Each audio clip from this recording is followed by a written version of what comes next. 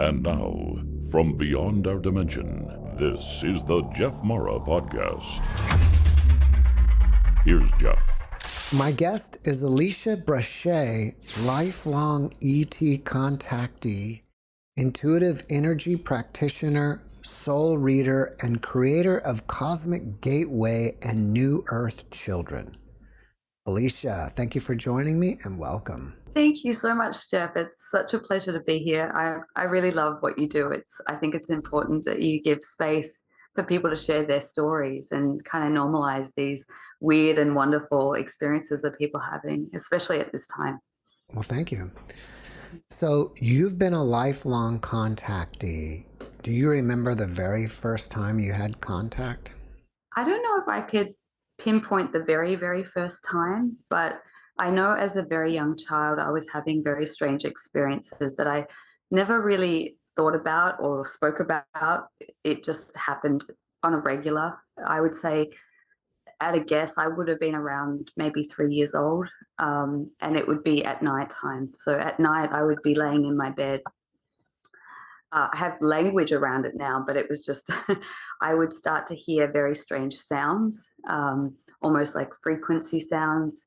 And I would start to notice the room morphing. So everything would go really big and then really small. And then all of a sudden I would be like out of my body. And often I have memories where I was outside of Earth looking down on Earth. And there's also a lot of things that I don't remember, but I've come to the conclusion over the years that I was being taken outside of my body or having an out-of-body experience as a very young child. And I would often lay in bed and you think about it as a young child, I would often lay in bed thinking about what happens if the world ends? How can I help save it? All these things that would go through my mind, like, am I going to accomplish what I'm here to do? And that was some of my youngest memories as a child. And that progressed, through probably to 11, and it kind of changed. It felt like the beginning part was, it was strange. It was very strange. But then there was a lot of fear that started to come around as I got a little bit older. I started to not want to go to bed, not want to sleep, because I had this feeling that I was being watched. I had this feeling that I was being taken from my bedroom at night out through my window. I don't have any recall of things that happened or where I was taken around that time, but I started to have a lot of night terrors, sleep paralysis. I would wake up, I would sleepwalk very, very regularly.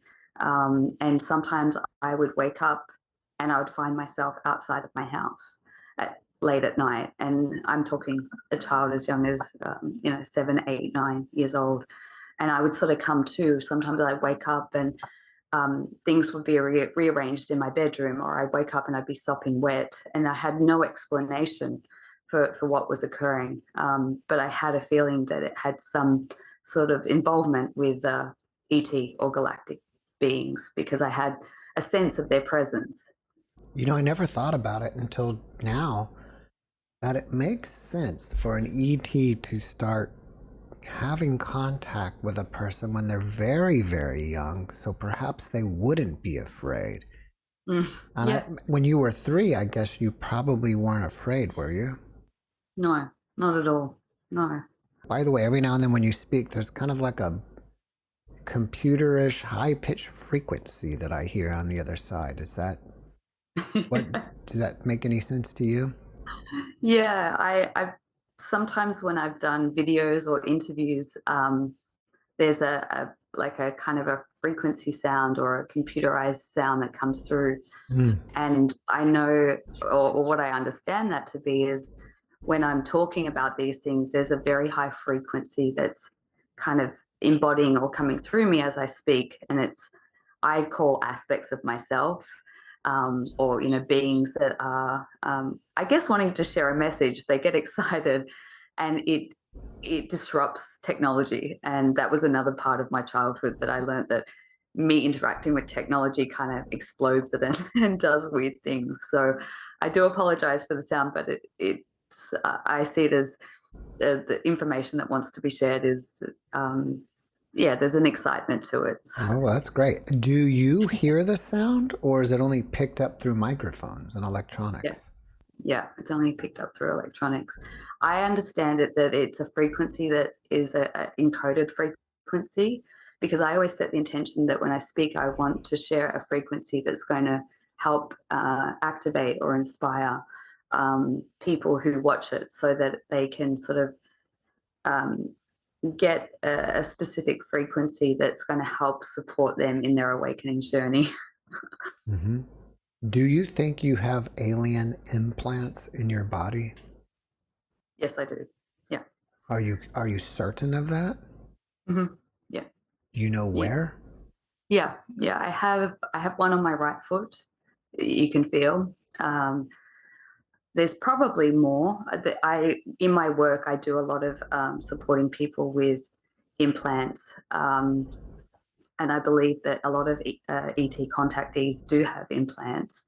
I call them, some are physical implants that you can physically feel and get picked up through, medical technology and things like that. The other side of it is what I call frequency chips that are energetic based, so that they're never going to be detected. They're not physical, but they are sort of like a tracking device, or they help monitor our own frequency from, the beings that are supporting us. So yes, but I have one in my foot. That's a physical one. Yeah. Interesting. I mean, does it feel like a hard lump under your skin? Yeah. And I know exactly when it occurred. Really? When? I felt, yeah. How did that happen?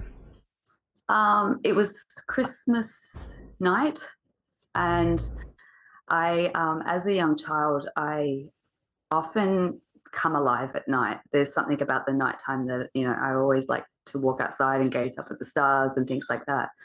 And I was wandering around barefoot, and all of a sudden I felt something go into my foot, like a instant pain. And I thought, oh, what's that? Okay. And I went to bed, and the next morning I woke up and my foot had swollen.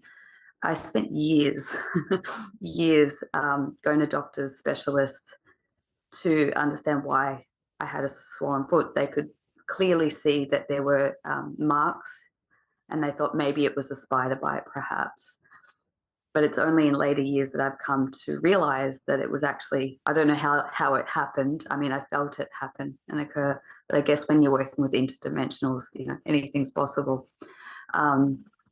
So it's still there. You can physically feel it. And I've noticed that when I start to go into heightened states of consciousness, I can actually feel that it pulsates and ripples like a frequency through my body. So I don't see it as a negative thing or something that impacts me. I think that it's there to monitor my frequency and to support me. All right, you said earlier that even as a child, you were wondering if you were fulfilling your mission, right? So to me, that says that possibly you're a starseed. Yeah, I would say that. Yeah, I came across Dolores Cannon's work because I started off in my work as working as a regressionist when I started working with clients, and I found it was something that came really natural to me, that I could put people under a light state of hypnosis. And I was just doing past life regression at the time, and all of a sudden something weird started to happen in those sessions that I didn't understand. People were going to other planets, other realms. They were having profound healings. And I was quite new at this, and I didn't understand. I thought I was doing something wrong because it was out of my control. It was going in a narrative that I didn't have fully a context for at the time. So anyway, I kind of stopped. I put that aside and I stopped. And when I found Dolores Cannon's work and found out about how hers went from past life regression to sort of more this quantum multidimensional, and I read her book, I just burst into tears, and it resonated so deeply. I was like, oh goodness, okay, I don't think I come from here. Everything and piece of the puzzle started to make sense. And that was probably about 15 or more years ago. So yeah. Sorry, that was a very long-winded response, but yes. That was fun. Have you discovered what your mission is? And if so, what is it?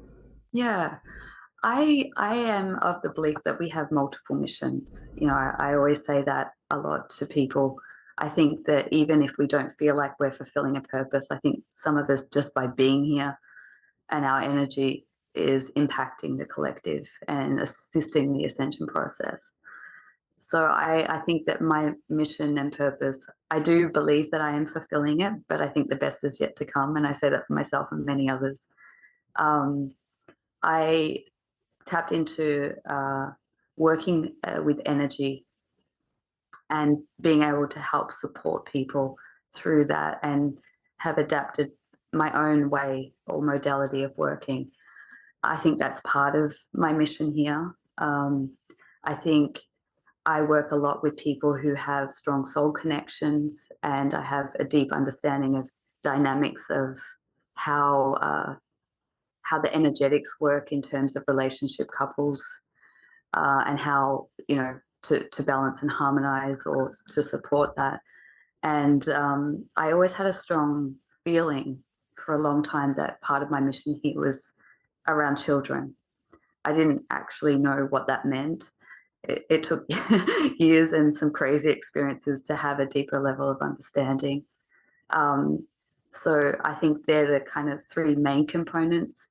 And I think that as we move forward, I can see more and more abilities that are coming online for me. I see that in other people too, which is really exciting. So yeah, I think it's been a lifelong discovery to understand the specific details of what my purpose and mission is. And I think it continues to unravel, and we, as we get our guidance and walk that path. You are the creator of New Earth Children. And what is that?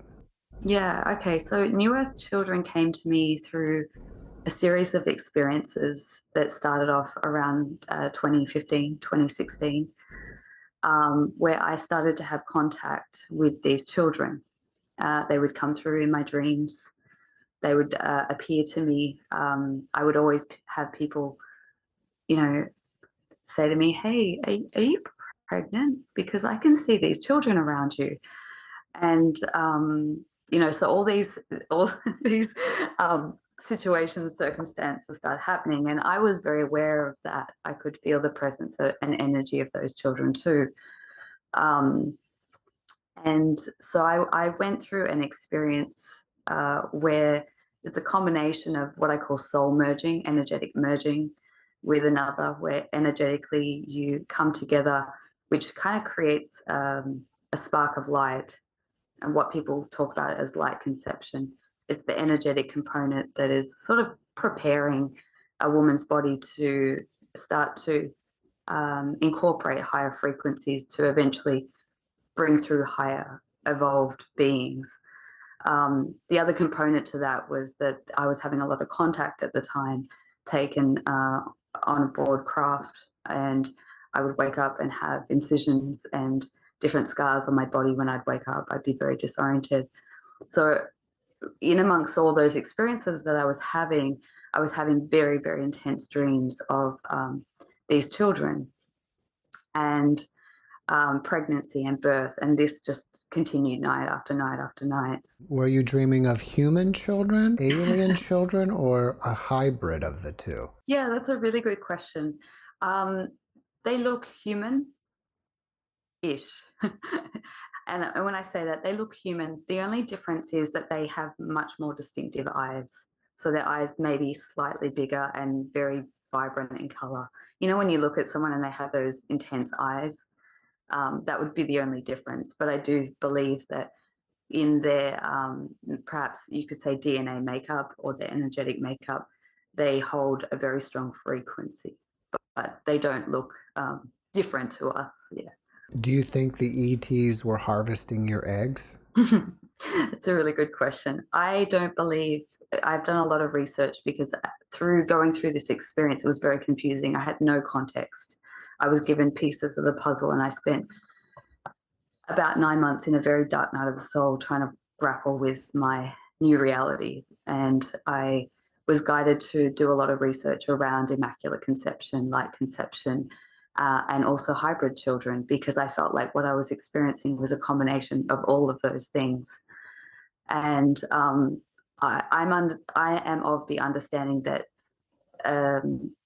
the experiences that I had taken on board craft was to support my physical body and my energy, not necessarily harvesting eggs. So it's a little bit different than some of the stories that you hear when people have hybrid children. Do you think that the last life you had before this one, you were on another planet? Yes, I think I've had a lot of recall of what I call my soul's journey or soul lineage. I don't think it was my last incarnation that it was off planet, but I've had a lot of memories return of me having experiences on different planets and solar systems. You know, Arcturus being a predominant one, because they're mainly the beings that have been around me throughout this process. Do you think the ETs that are contacting you are your star family? Yeah, I do believe that. I feel ever since, I mean, initially when more of the conscious contact happened in my adult years, I was very confronted. I'll be honest, it was quite terrifying. It kind of, it was different to when I was a child. And I guess as a child, I was more easygoing with it or open to it. But, you know, I'd spent a lot of time in the matrix. So, you know, it is confronting. But I've always had quite, for the most part, quite a loving experience. And I've always been under the impression that they are simply here to support me, not do the work for me, but to support me. Yeah. What do you mean by in the matrix? Yeah, it's a good question. I spent a lot of time in my early years working in corporate jobs, you know, and so I see that as sort of being in the matrix, where we're in the government systems or the control systems that kind of program us and brainwash us to a degree, or it dampens our frequency. And so it switches off a part of our consciousness, you know, and I think that that's designed for a reason. I see that every experience that I've had in this lifetime was purposeful, but you know, as I would say, for over, you know, the best part of my life, I would sort of be very aware of my spiritual path, and then it was like I would get switched off and it wouldn't become a priority, and I would be very focused on more physical matters and, you know, career and things like that. So that's what I mean about being in the matrix.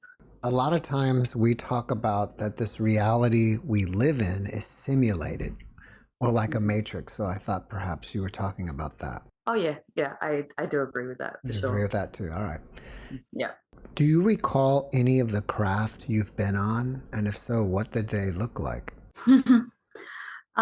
In terms of the actual experiences being taken, I don't have a lot of recall, but I do have more recall in the work that I do. So some of the craft, they're huge.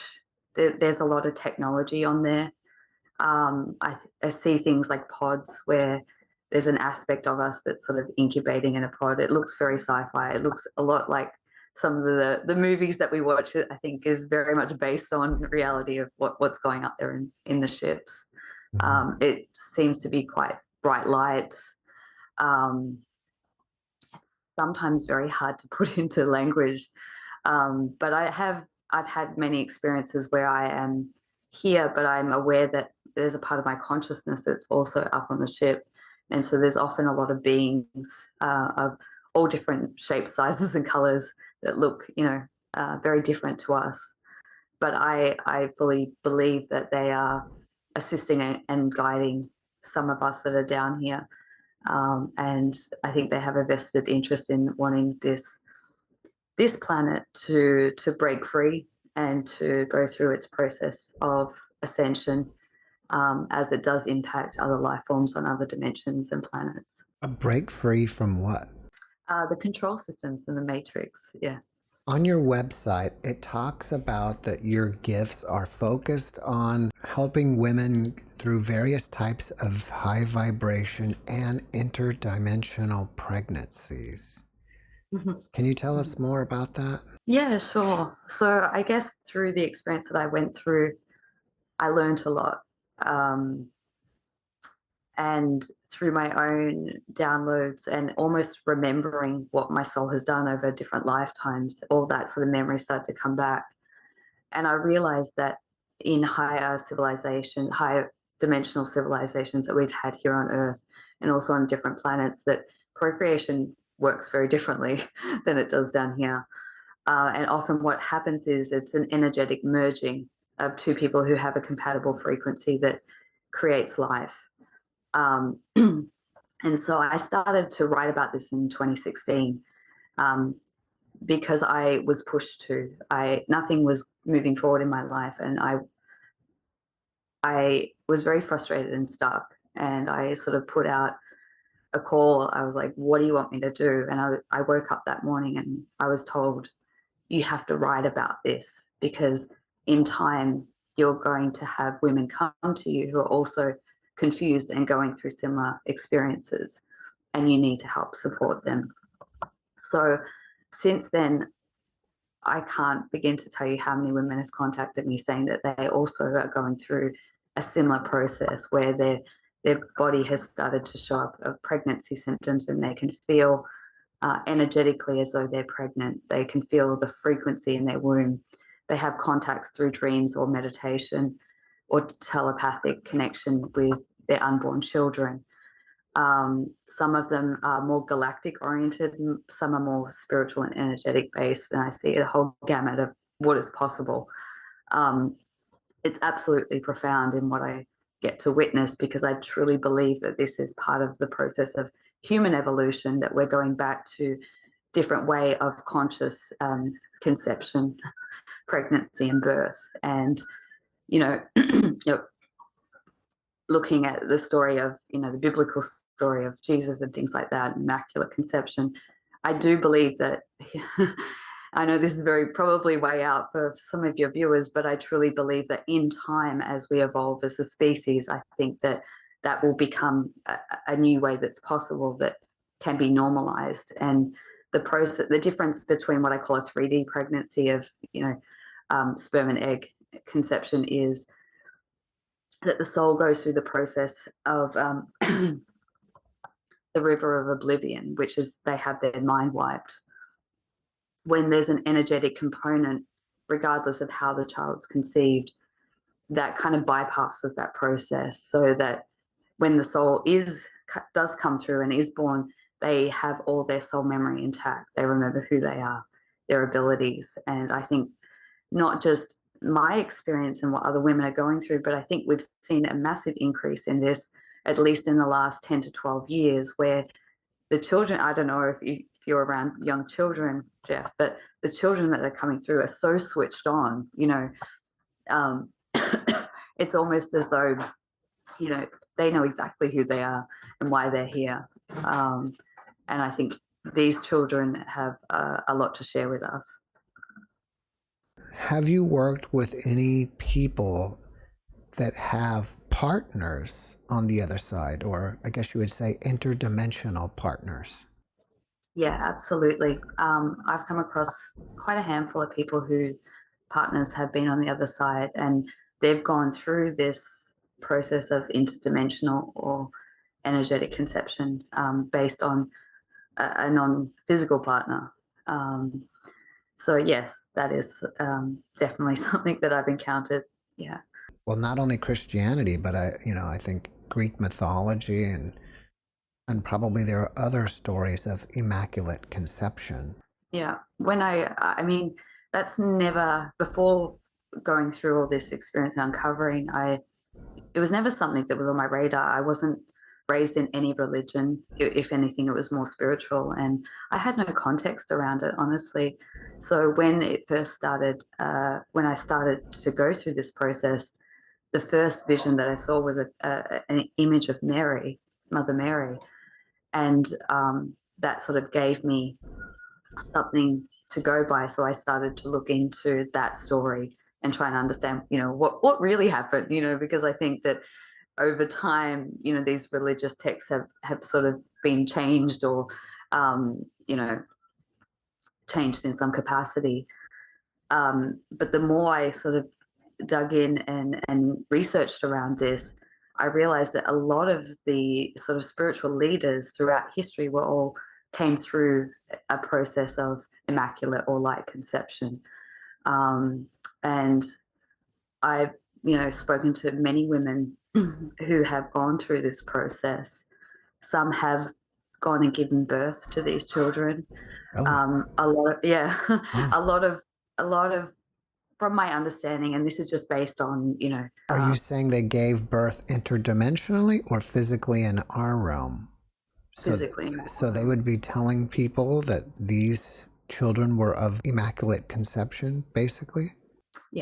Yeah. So, yeah. That's There's amazing. very few that I've come across that have at this point birthed in the physical realm.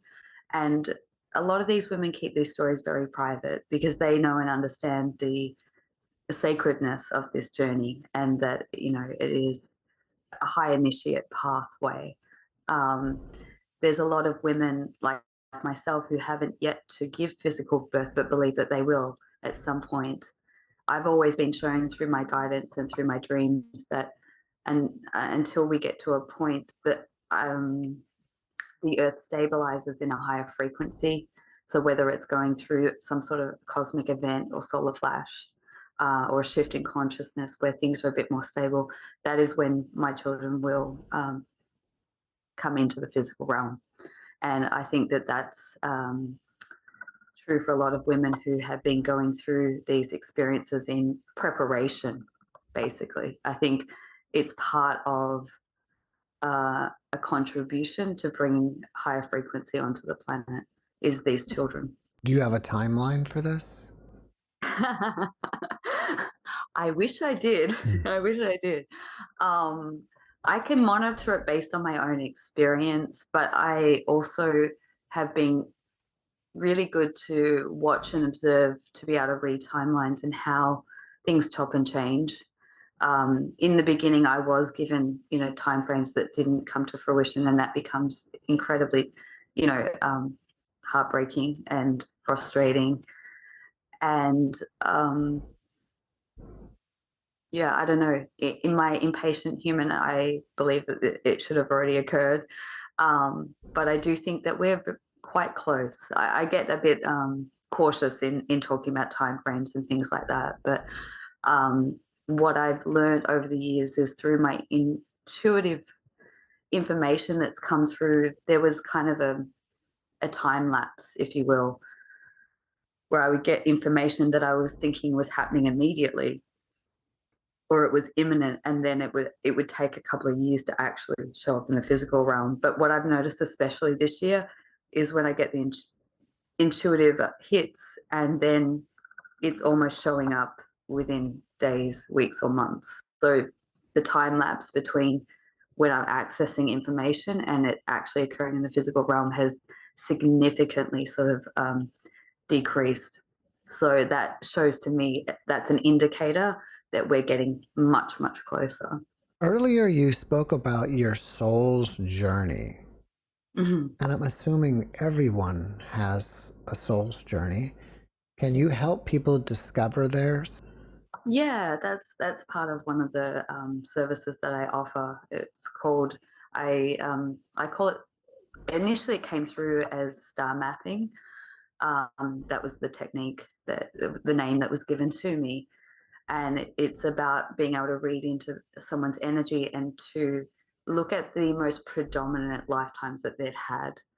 I changed it to soul star mapping because I realized that not everyone has an affiliation with the cosmos and having, other lifetimes or aspects of themselves in those places.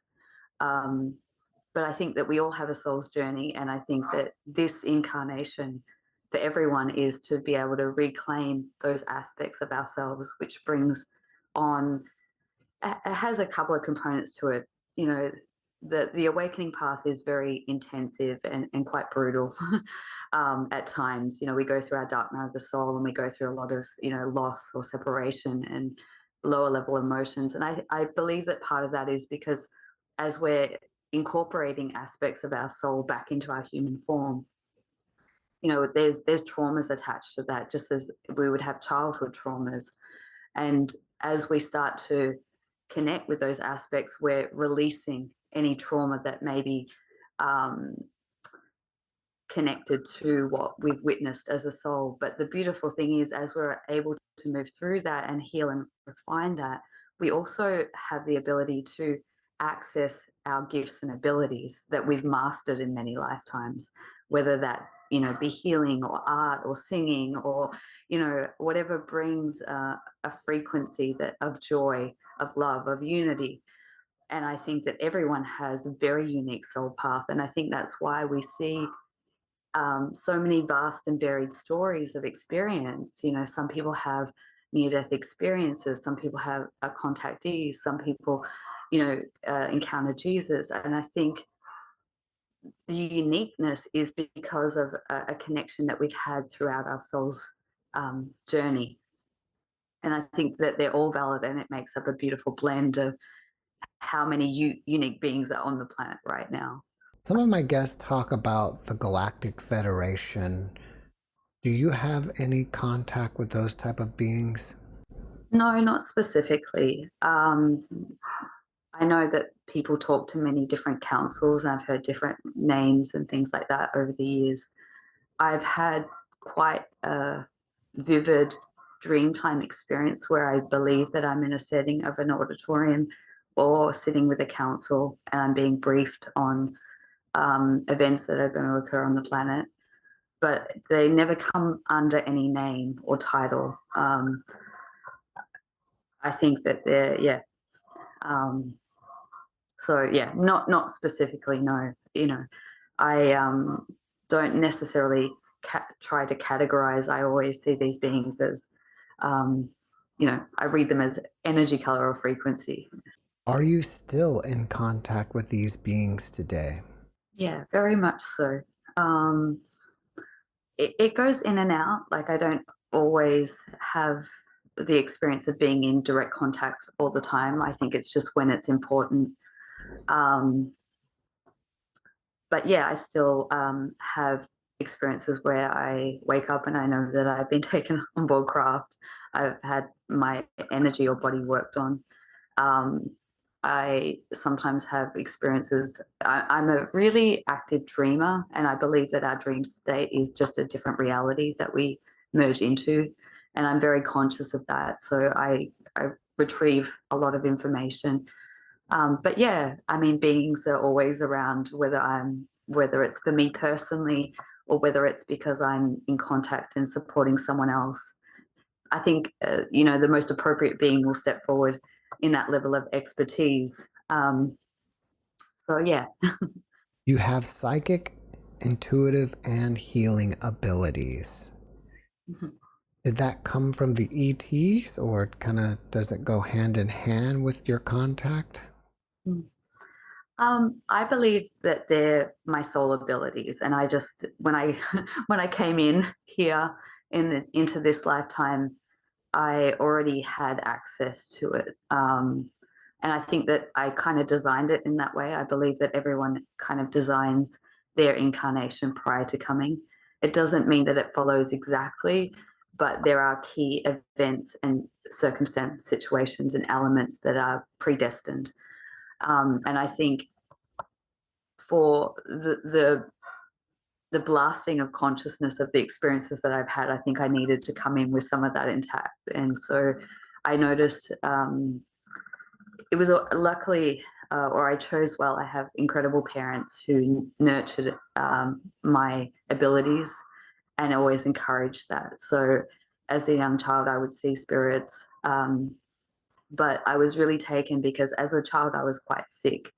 I had lots of sort of ear, throat sort of issues. And my parents decided to take me to holistic practitioners instead of constantly going to mainstream doctors. And when I was, I think, around about 8 years old, I went to a naturopath who was doing some form of hands-on healing to me. And I was so fascinated by that. And when I came home, I was like, I could do that. I want to try that. So I started to place my hand over someone's body, and I could, as I'd run my hand, I would start to feel sensations of heat or cold or energy surges like tingling. And just by using my hands, I could detect where the body was in balance, if there was injury or disease.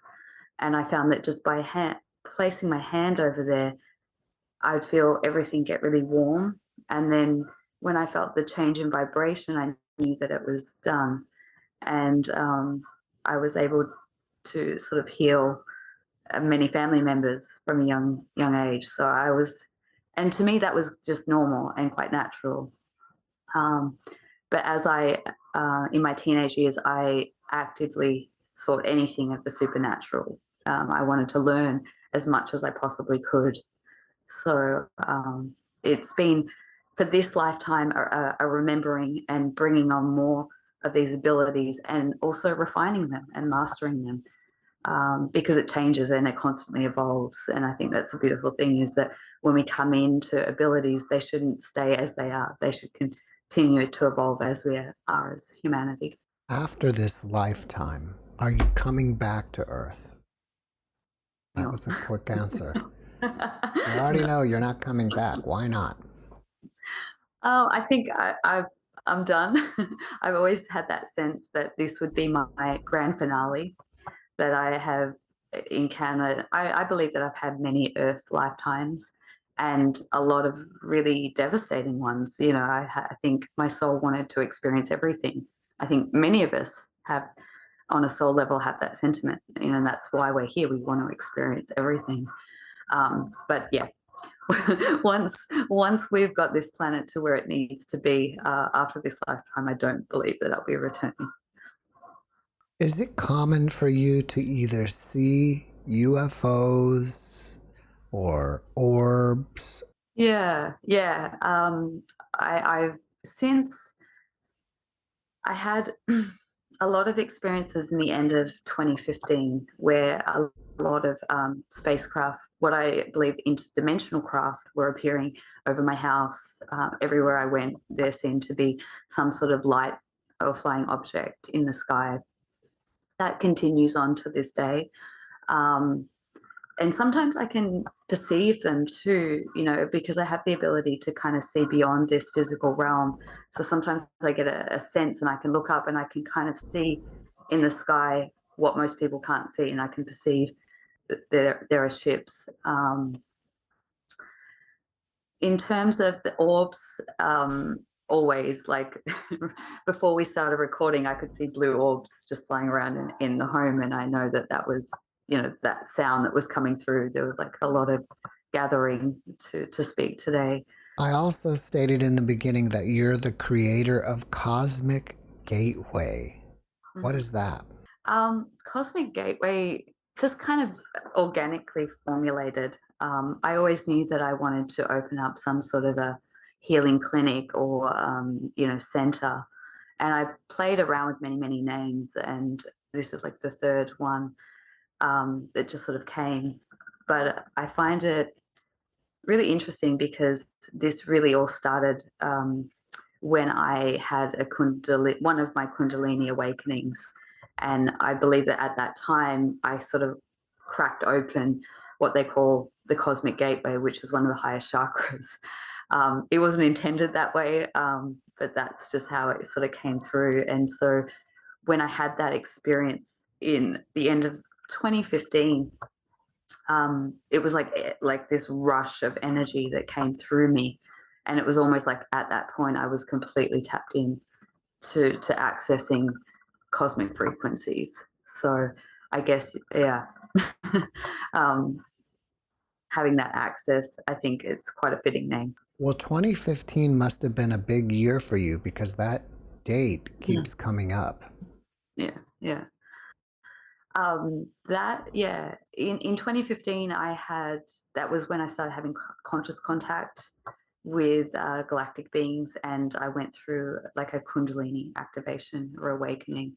I'd had a couple in my 20s. I actually didn't know what they were. I was under a teacher at the time when I had the second one. To be honest, Jeff, I actually thought that one of the times I thought someone had spiked my coffee because I had this immense energy running through me like I was on drugs, and I hadn't taken anything. I was awake for days. I was very tapped in. Sometimes it's only hindsight looking back, and you can kind of see the progression of what was occurring. But at the end of 2015, I had another spontaneous Kundalini awakening, which was like, it started as like I call it like a gunshot went off in my head. There was like a massive pop, which I believe was my pineal gland. And with that, I had surges of heat and energy rushing through me. And all of a sudden, I've always had psychic abilities and been able to connect with beings, but it was like all my senses at that point got very, very heightened, almost like high definition, and I was just constantly interfacing in the other reality. And that experience, I was able to maintain that for almost 6 months, and I was living in quite a heightened awareness state. You have conscious contact with the ETs. Mm-hmm. What does that mean? Okay, so as a child, I was having contact, but I didn't have a lot of context around that. And I would say partly of it wasn't conscious, because I do believe that there's aspects where your memory can be wiped, so as not to startle or alarm you. And so even though I had those experiences as a child, it wasn't like, oh yeah, there's these beings and, I'm getting taken on board craft and all that. It was just like, oh, I'm having these experiences. I believe that these experiences continued throughout my life, but I went into an unconscious state around that. And it wasn't until 2015 that it became conscious again. So I believe that this might be confronting for some people, but I believe that a lot of us are having contact, but may not be so consciously aware of it. So are you saying that like you start channeling ETs, or you actually hear them speaking to you? Initially it was seeing the craft, and then all of a sudden they would start appearing in my room.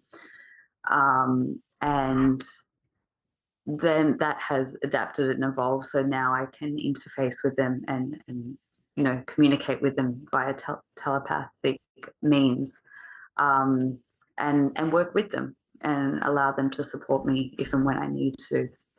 So I don't necessarily channel, but I guess some people could call it that. Yeah. When you're having telepathic conversation, do you initiate it or do they?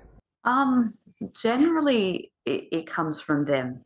The way that I've sort of developed over the years is I like to not have too much influence in my own energy space and also the work that I do. I like to work and directly come in contact with my higher self and become more the embodiment of that. But I do believe that, when these beings show up, there's a purpose, because they have something to offer, to show me or to teach me. So generally it's initiated by them. But, sometimes I go through very extreme initiations or tests, and I will call on them, if I need support. So I guess it's a two-way street. How do you hear them? Do you hear like a completely other voice from your own that's distinctive, or is it like your own voice within your thoughts? Yeah. It varies. It can be both. A lot of the time it comes in my head as my own voice.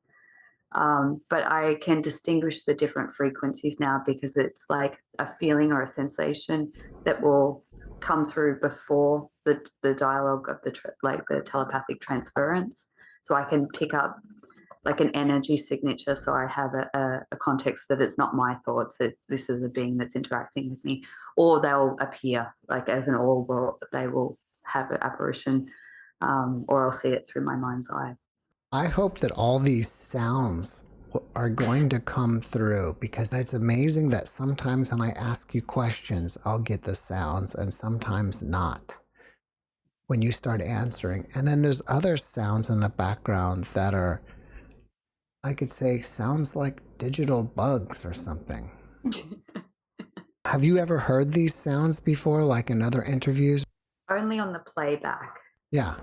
I don't hear them myself, but yeah, I have heard them watching a replay, just because people were pointing it out to me. Yeah, it's really incredible. Sometimes when I've done interviews, I have people contact me and they're like, "Oh, I saw that being that was behind you," or "I heard, this." Mm-hmm. So it's pretty incredible, I have to say. Yeah. Yeah. Oh, I wish a being behind you would show itself. That would be even better. Well, hopefully, yeah. Maybe. I don't know. I mean, you never know. It would be really cool. If somebody wants to make contact with an ET, can you tell us how to do that? Yeah, I think there's a variety of different ways. I think if someone has a burning desire that they want to make contact, then it's probably reciprocal, and they're just like tapping into the fact that there is a possibility that contact can occur. I believe that these beings are around us all the time and they do want to be able to connect. And this is, maybe as a blanket statement, whether it's interdimensional beings, whether it's elemental beings, if it's, I think the most important contact that we could ever make is with our higher self. But it really comes down to intention, and being in a heart space is what I've learned throughout this process, is that when we're in conflict or when we're too much caught up in our own head, that's where we're in a imbalanced or mismatched frequency of those other realms or other beings. So being able to find your own way, because I think everyone has a unique way of being able to connect. One way that I find specifically with galactic beings is if you go out at night, obviously being a clear night, somewhere where you can have good visibility. I think there's so many ships up in the sky at the moment, and more. All you got to do is go out and look up, for like 5-10 minutes. But ways that you can, I've found really works well, is if you can go outside and do like maybe a small process of meditation or just inner connecting, and really focusing on bringing your focus and awareness into your heart space. So just having that presence and awareness of the heart energy, being in that love vibration, and just kind of sit with that energy and allow it to kind of expand with your intention of, I would like to make contact with benevolent beings who can, who wish to make contact, that are going to help support me. And I think it's really important, the intention. I always say to people, it doesn't matter actually the process that we go through, it's really based on the intention that we hold. And so one of the processes is connecting and feeling the energy start to swirl within our heart-centered space. And imagine it like an orb of light, if you will. And once you start to build momentum and you can feel that energy swirling, or visualize it swirling, send a fractal of that energy out into the sky, into the cosmos, as almost like a call card, and then boomerang it back out. It's almost like sending out an invitation of, I would like to make contact. And then just sit and wait and observe the sky. And often you'll start to see, what maybe it looks like a star initially, but then all of a sudden it starts to do strange movements. And then it might flash on and off or change color. And once you've been able to establish that type of contact, I think that then opens the door, at least that was my experience, it opens the door to have maybe more interfacing with beings. But from there, remember, everything is sort of based off heart-centered space and intention and telepathy. So if you're having that experience of being able to connect with either a craft or a being, by asking a question in your mind, then paying attention to the instant answer that comes back. That's how telepathy works. And I always share with people that it's what comes back within the first like 2 to 4 seconds is generally like the telepathic relay. Once you go beyond 4 seconds, that's where our mind starts to get in and sort of it sort of distorts it. So it's always going with the initial response, and then just asking those questions and having that dialogue.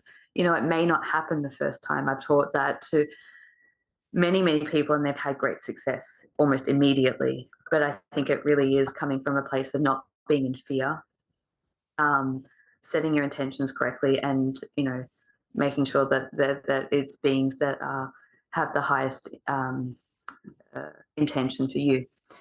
So you know, if it doesn't happen the first time, it's all about it, you know, refining and practice and experience. And the more we do that, the closer we get. So I guess that's just one way that I've found really effective over the years, that people can sort of start to initiate contact if it is in their desire to do so. So are you saying that there are a lot of beings out there that want to make contact with us and they're just waiting on us? I do believe so. Yeah. I think that all of us have a higher self. I want to put the focus on the higher self, because I think no matter what, you know, some people don't like galactics, or some people don't like angelics, you know, everyone has their preference, you know, but I think when you talk about the higher aspect of yourself, higher self, it's kind of mutual territory, our soul self. I think that that's the most important connection we can make, because that's the one that's going to guide us and open up doors and give us insights. And I think that that aspect is always waiting for us to make contact. And unfortunately, often because of circumstances in life and, you know, kind of living in this matrix simulation that some of us are more deeply ingrained in, it's harder to access that. But once we start to establish and make that contact, life starts to become quite magical. You know, we start to witness phenomena that seems almost impossible, and then that becomes, you know, new norm. But yeah, I do believe that they're just in a different bandwidth, and if we're focusing our attention to make that contact, it is absolutely available for everyone. Have you ever received a message from the galactics that is like a general message for humanity? It's a really good question. I will share this. I woke up from a dream experience. This was last year, and I was told that we can no longer hold off the events that need to take place on Earth. It's time to get prepared and get ready. And I interpreted that as the sequence of events that is leading towards a massive shift in consciousness. It's kind of on our doorstep. And what I take from that, or how I interpret from that, is that we need to be prepared. And you know, people kind of have different reactions to that, but I'll explain what I mean. Getting prepared means to support ourselves best emotionally, mentally, physically, to take care of our body, to take care of our, you know, cleaning up our energy, and being in the most heart-centered space that we possibly can. We're going through a tremendous increase in frequency that has been coming onto this planet and bombarding, and it's incrementally getting more and more. And that does affect all of our physical body, you know, our emotions. It impacts every aspect of it, and society at large, so micro, macro.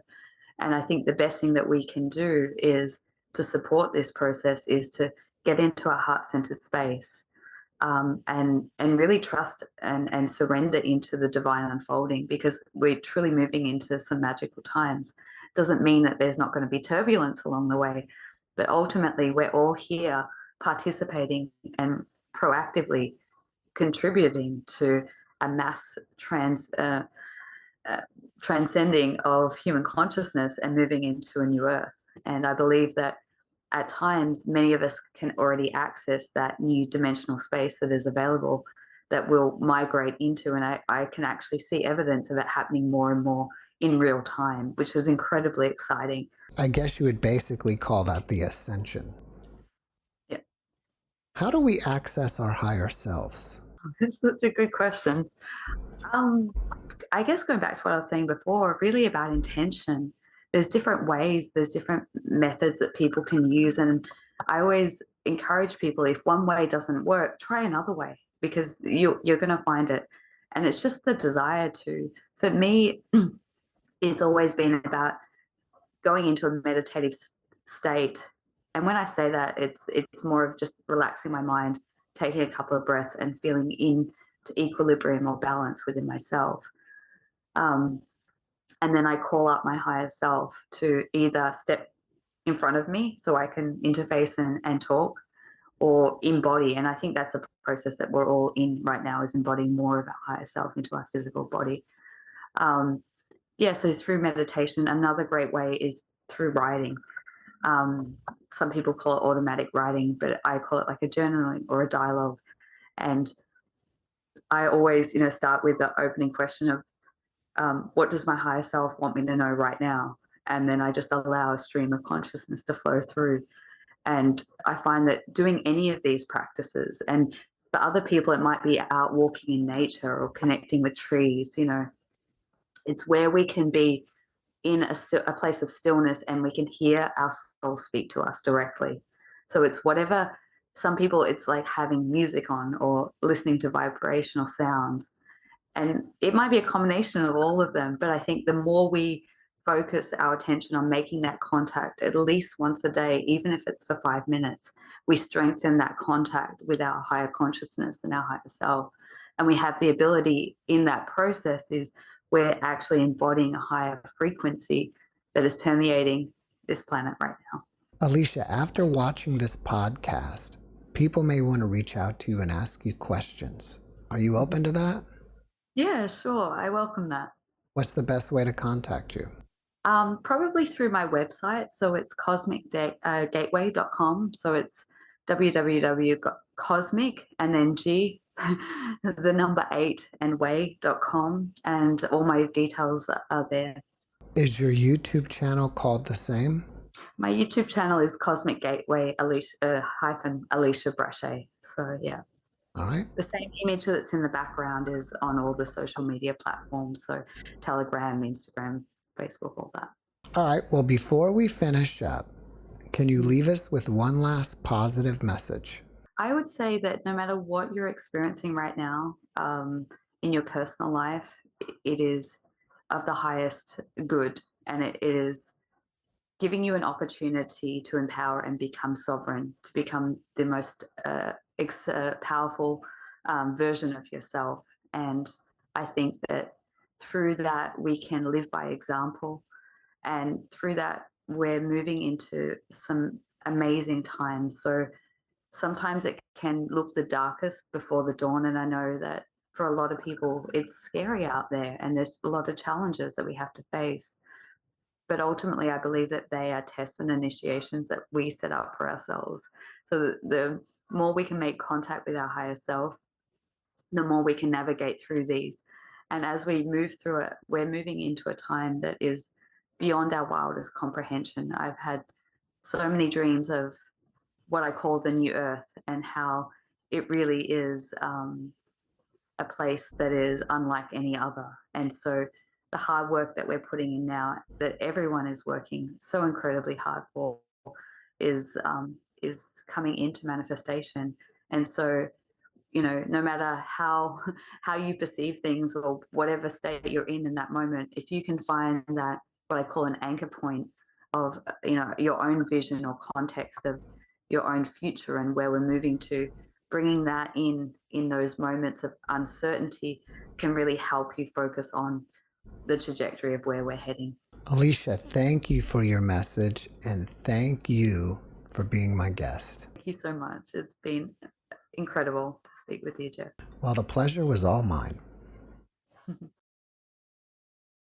Thanks for watching the JeffMara podcast. I really appreciate you. Another way to show support is through YouTube memberships. And if you do, there are loyalty badges and other perks depending on your level of membership. All you need to do is click the join button underneath the video to find out more. Thank you for your support.